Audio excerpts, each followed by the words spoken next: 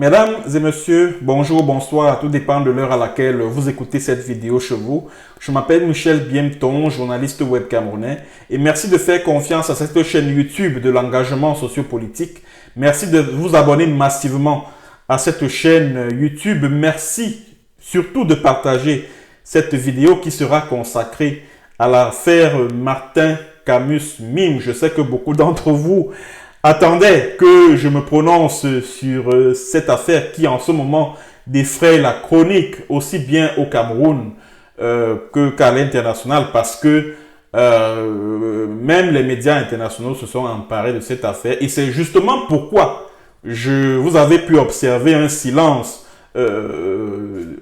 sur cette chaîne, c'est-à-dire que je n'ai pas posté de vidéos sur cette chaîne, tout simplement parce que c'est cette affaire qui cristallisait l'attention de l'opinion. Je n'ai donc pas voulu poster un sujet autre que celui-là pendant tout ce temps.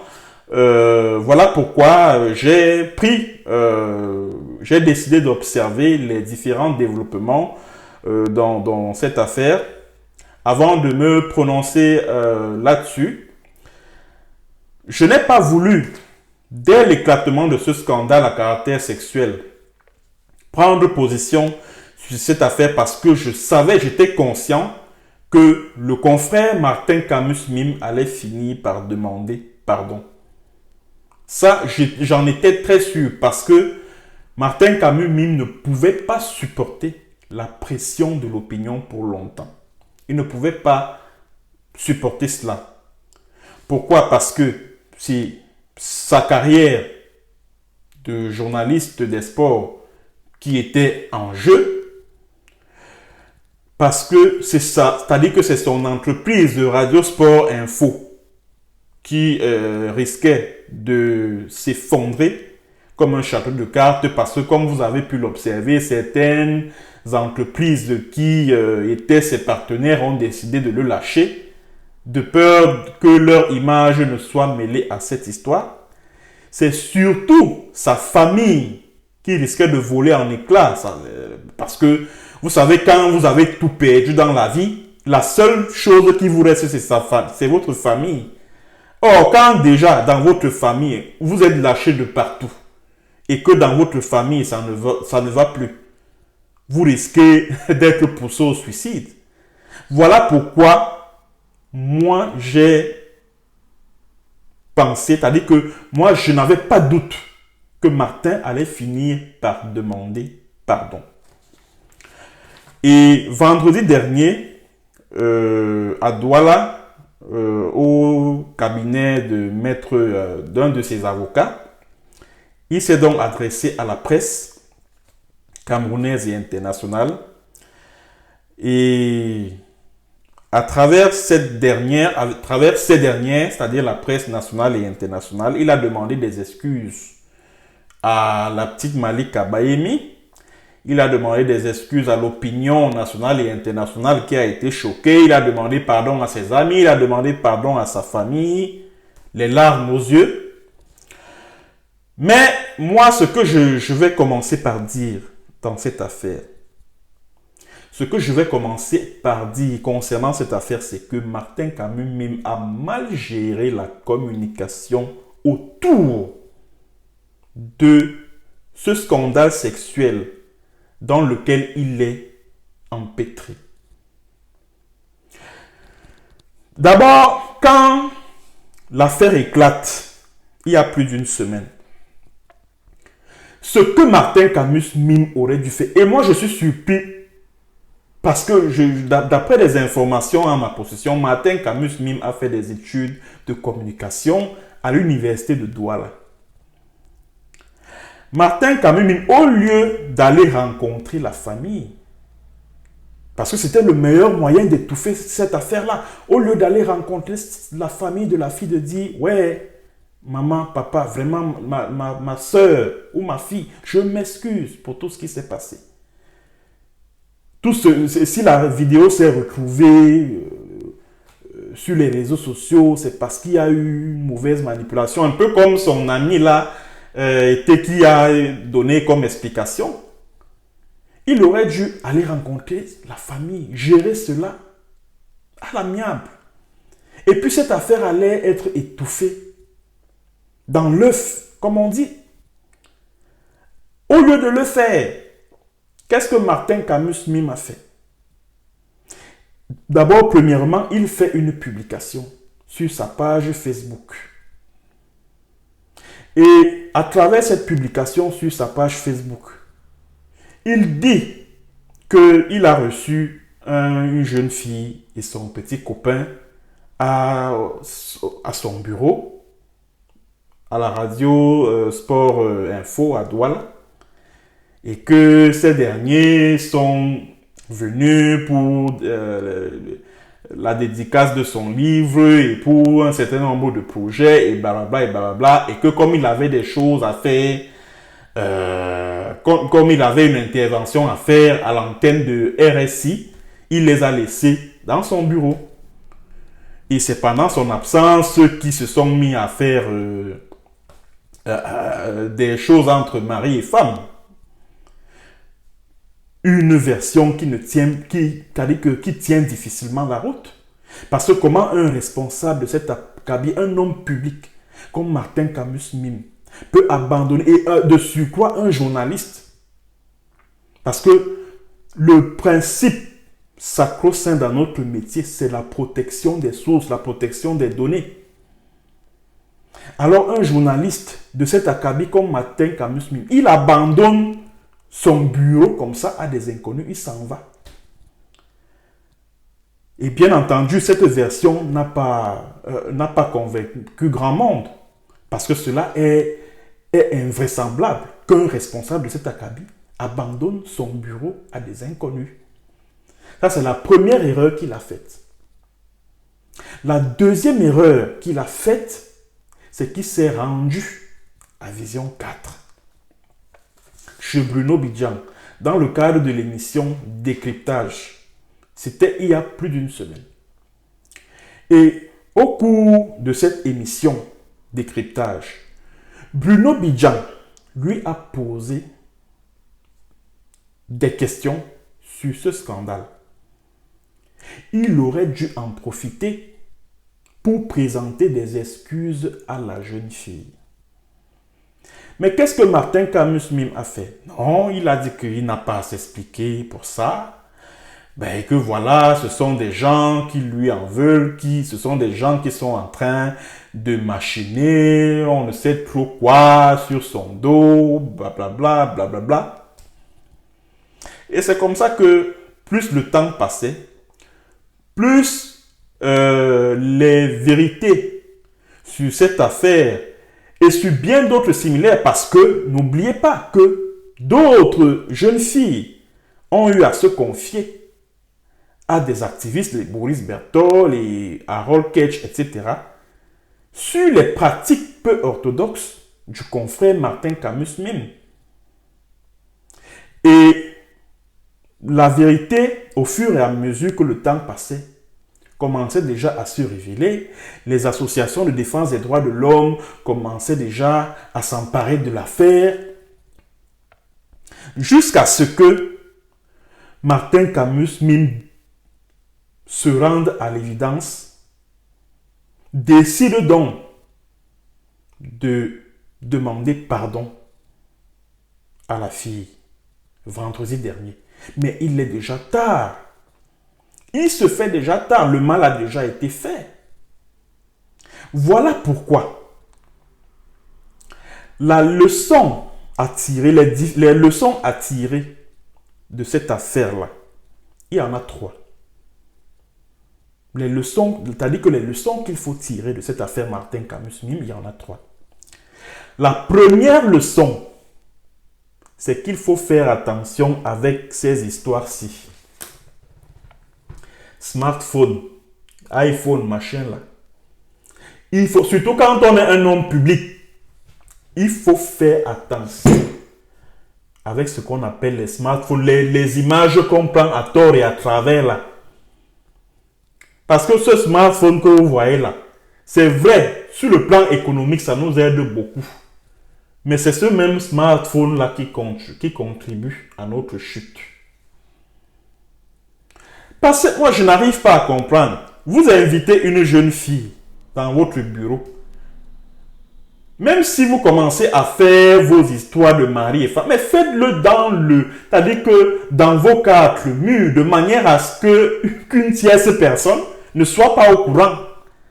Or, vous êtes en train de faire l'amour avec une jeune fille.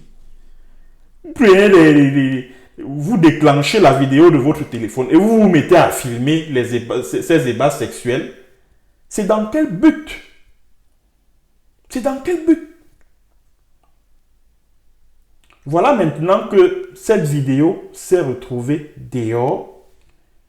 Et aujourd'hui, Martin Camus mime, c'est tout le monde, c'est-à-dire que c'est tout son monde qui s'effondre autour de lui. Parce que en ce moment, l'image que l'on retiendra désormais de lui, c'est celle d'un pervers sexuel. Ça, rien à faire. Voilà, regardez donc comment, en l'espace de quelques jours, un brillant journaliste comme Martin Camus mime, avec une carrière bien remplie, une seule image a contribué à foutre, c'est-à-dire à tout foutre en l'air. Je dis une seule vidéo, une seule image. Une seule image. Voilà pourquoi je disais attention à nos smartphones. Parce que ces smartphones-là peuvent à la longue contribuer à notre chute. Parce que comme vous le savez, les entreprises qui travaillaient avec Martin Camus Mime ont donc décidé de se désolidariser de lui. Alors, quand vous êtes lâché de la sorte et que même au sein de votre famille, vous avez l'impression que tout ne tourne plus rond, qu'est-ce qui vous reste? Qu'est-ce qui vous reste? Et au cours de la conférence de presse de vendredi dernier, au cours de laquelle il a demandé des excuses, il a annoncé qu'il va désactiver tous ses comptes sur les réseaux sociaux, justement parce qu'il ne voudrait plus subir dans sa conscience ces images-là, les images de la jeune Malika, dont il a filmé la nudité dans son bureau. Il ne veut plus subir ça dans sa conscience. Parce que dans les mois, dans les années qui viennent, on va toujours le lui rappeler. Parce que vous savez, sur les réseaux sociaux, il y a de tout et il y a tout le monde. Voilà pourquoi il y a plus quand il décide de désactiver ses comptes. C'est parce qu'il ne voudrait plus que les internautes, chaque fois qu'il va poster un truc sur Facebook, ou sur Instagram, ou sur Snapchat, ou je ne sais où, un internaute va même lui dire que, hey, pardon, tais-toi, machin, tu as fait ceci, tu as filmé. Vous voyez, c'est autant de choses. C'est autant de... Voilà pourquoi, quand on est un homme public de surcroît, il faut faire attention. Il faut faire, surtout quand on est appelé à faire certaines choses dans 4 murs avec les filles, là, il faut faire extrêmement attention. Vous pensez que quelqu'un comme moi, si je veux faire l'amour avec une jeune fille ici chez moi, là, je ne vais jamais accepter de prendre des vidéos de ça. Jamais. Jamais. Jamais. Parce que cette vidéo-là, tu ne sais pas ce qu'elle deviendra dans les mois, dans les années qui viennent. Tu ne sais pas l'usage qui en sera fait. Qui en sera fait. Tu ne sais pas l'usage qui en sera fait. Parce que nous qui sommes des hommes publics, nous avons certes des fans, nous avons des sympathisants, mais nous avons aussi plein d'ennemis. Nous avons plein d'ennemis. Et quand vous prenez des vidéos des nudes, des ébats sexuels, dont vous êtes acteur, c'est dans quel but? Vous êtes en train de contribuer à votre propre ruine. La deuxième leçon à retenir dans cette affaire, c'est la nature des liens d'amitié que l'on tisse avec nos semblables. Un ami, mais alors un vrai, ce n'est pas celui qui t'encourage dans la bêtise. Un ami, mais alors un vrai, ce n'est pas celui qui t'encourage dans la bêtise. Un ami, c'est celui qui sait te dire que, oh, vraiment, ici, là, mon frère, tu es indemne. Il faut demander pardon. Oh, qu'est-ce qui s'est passé dans l'affaire Martin Camus-Mine? Quand cette affaire a éclaté, ce sont ses amis, ses fans, ses copains et autres qui ont envahi les réseaux sociaux pour s'ériger en défenseurs, qui ont commencé à le défendre en criant au complot, en disant que oui, c'est parce qu'il soutient l'organisation de la CAN et qu'il est proche du pouvoir que les militants du MLC veulent sa peau et blablabla et blablabla. J'ai même suivi un certain Luther Meka dire que non, vraiment, c'est le MS qui est derrière. C'est le MS qui est derrière. J'aimerais bien voir à quoi il ressemble depuis que Martin Camus m'a demandé pardon là. J'aimerais bien voir à quoi il ressemble.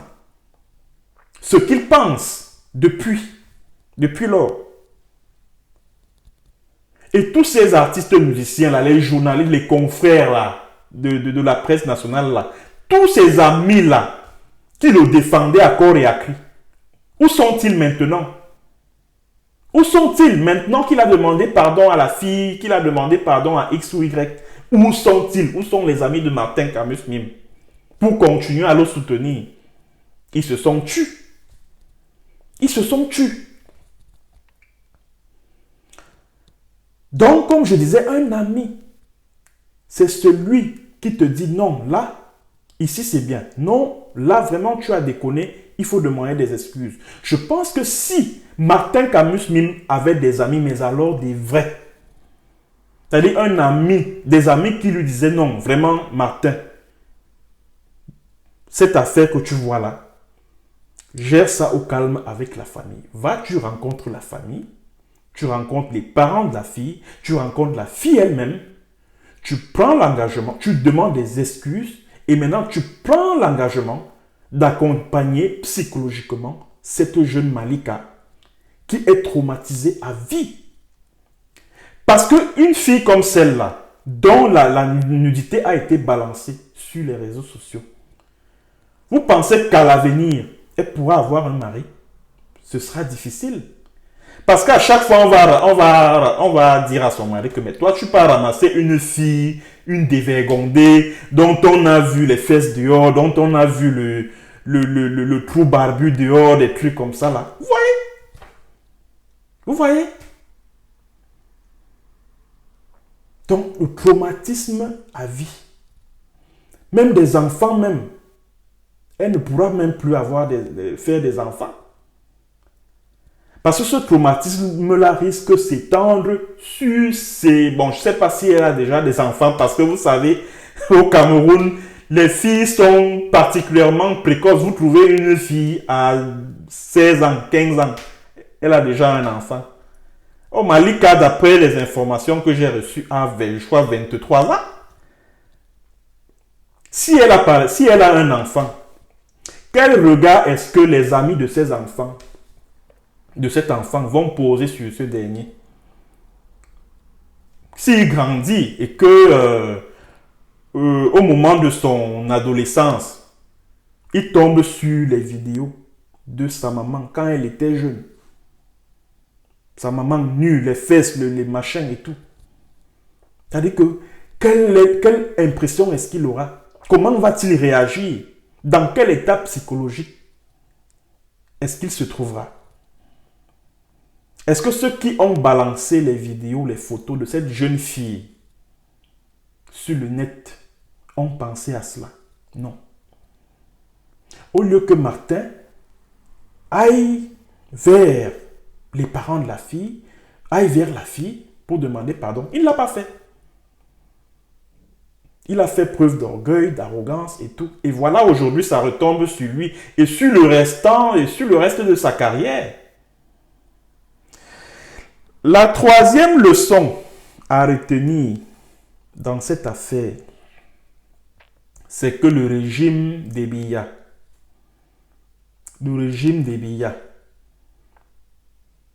est essentiellement lâcheur.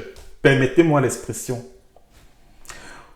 Vous savez très bien que le gouvernement camerounais, parce que Martin Camus Mim venait de commettre un ouvrage, et dans le cadre de la vulgarisation de cet ouvrage, il a rencontré un certain nombre de dignitaires du régime de M. Paul Biya. Et la communication du gouvernement sur cette affaire, c'est-à-dire à travers le ministère de la promotion de la femme et de la famille, était une façon de lâcher Martin Camus Mim.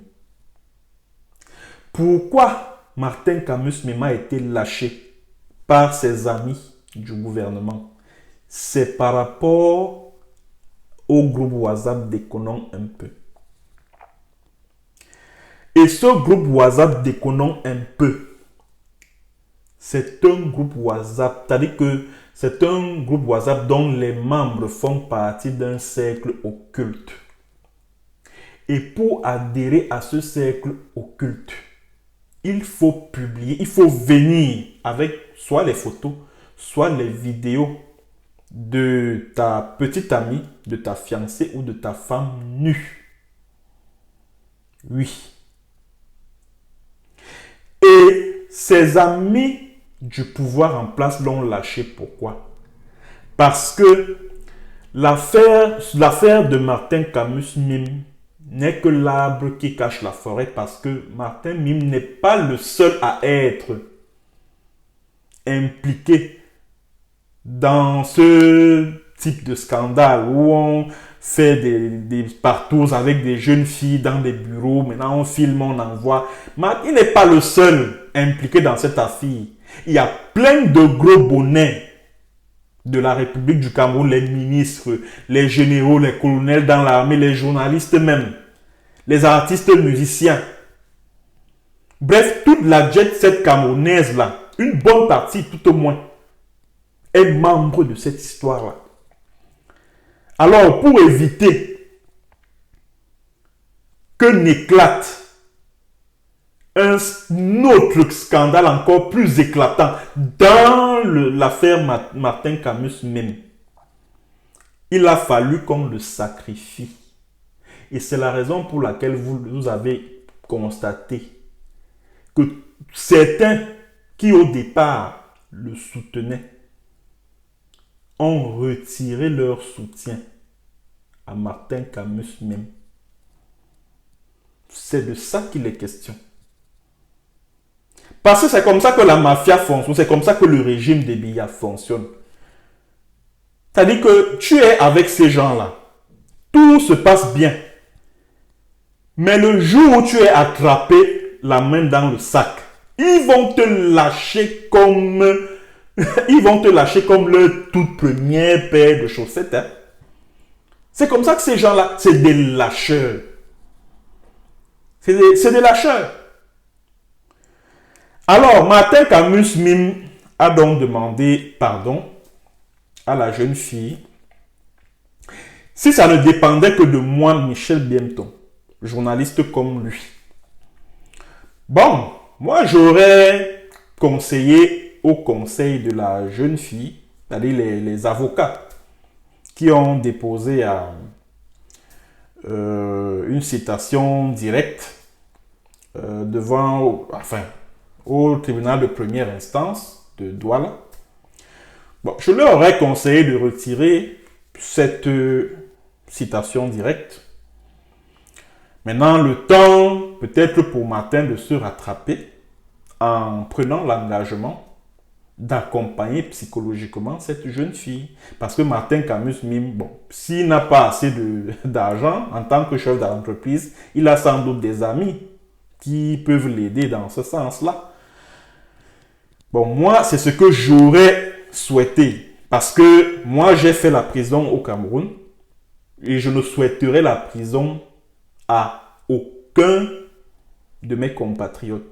Vraiment, je ne souhaiterais la prison à aucun de mes compatriotes. Mais alors, est-ce que la famille de Malika l'entendra de cette oreille? Elle qui en ce moment est complètement déchiquetée. Elle qui en ce moment subit le martyre, un martyre psychologique sans temps, de se rendre compte que les images de leur fille se sont retrouvées sur les réseaux sociaux. C'est-à-dire que les images de leur fille nue, c'est-à-dire que la nudité de leur fille ou alors d'un membre de leur famille se sont retrouvées sur la place publique. Je pense qu'aucune famille ne saurait l'accepter. C'est vrai, il y a eu le pardon, mais ce dont je suis sûr, parce que moi, qui suis-je pour demander à la justice de suivre son cours, mais ce dont je suis sûr, c'est que cette famille pardonnera difficilement à Martin Camus Mime et à son ami Eteki Wilfried, dont il a dit, c'est-à-dire que dans le démenti qu'il a publié sur son compte Facebook, Martin Camus Mime, c'est-à-dire dès l'éclatement de ce scandale-là, Martin Mime a dit qu'il ne connaissait pas le monsieur qui était dans son bureau, alors qu'ils sont des amis. Voilà aussi l'erreur qu'il a commise, c'est de mentir. C'est de mentir. Bon, est-ce que la famille va donc accepter ses excuses? Je ne crois pas. D'ailleurs, le papa de Malika, j'ai lu quelque part que le papa de Malika se pose la question de savoir pourquoi Martin Camus Mime a demandé pardon. Il a demandé pardon pour avoir fait quoi? Ça, c'est la famille. Mais maintenant, est-ce que les militants du MRC, les sympathisants de Maurice Kamto qui sont en prison, comment il s'appelle, Biboun Isaac, le professeur Alain Fauré, tous ces militants du MRC, les sympathisants de Maurice Kamto, qui ont été arrêtés dans le cadre de la marche du 22 septembre 2020, est-ce qu'ils vont accepter que eux, ils se retrouvent en prison juste pour avoir manifesté pacifiquement? Ils n'ont commis aucun crime.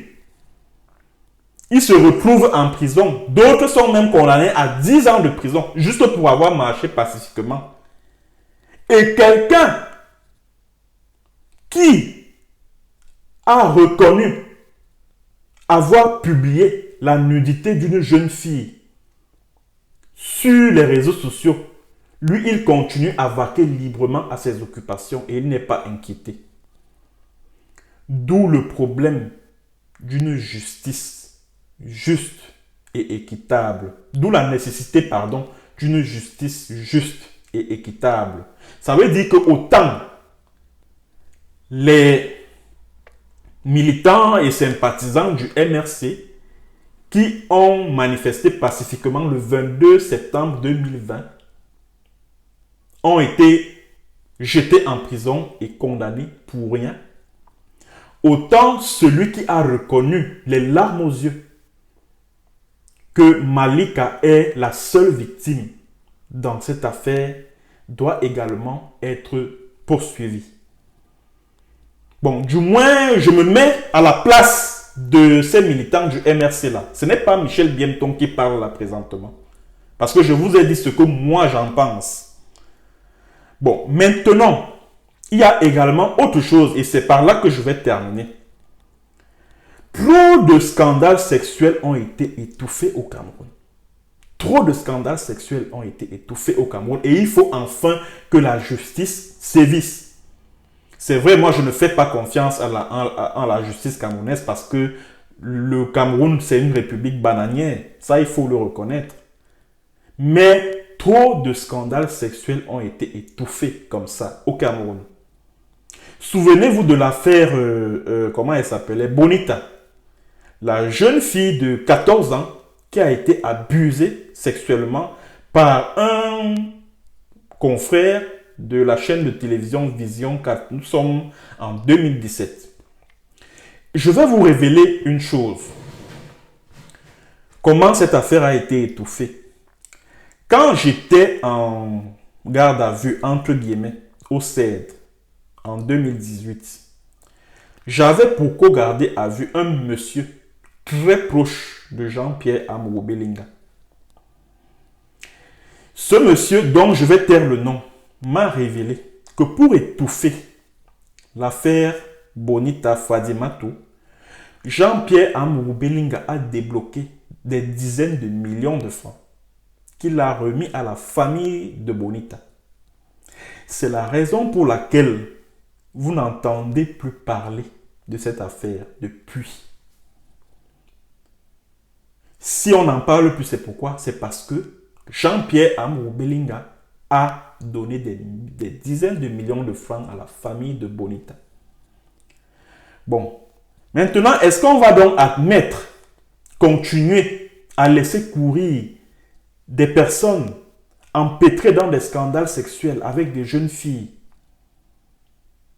juste parce qu'elles ont demandé pardon? Et les victimes de ces perversions sexuelles, que deviendront-elles?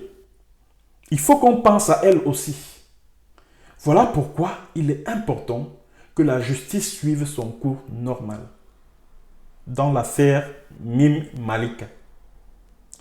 C'est ce que j'avais à dire concernant cette affaire. Je sais que beaucoup d'entre vous attendaient que je me prononce là-dessus. Merci d'avoir été nombreux à écouter et à bientôt pour une autre séance vidéo et sur un autre thème.